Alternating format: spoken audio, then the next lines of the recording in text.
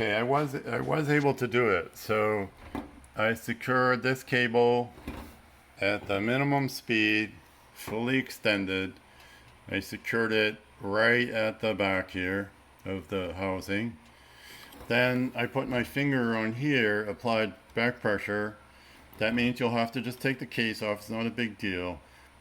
And then I pushed it in and it snapped. It definitely snapped.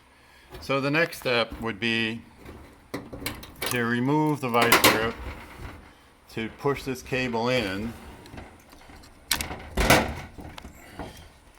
and I can see when I push this in, it modified the speed.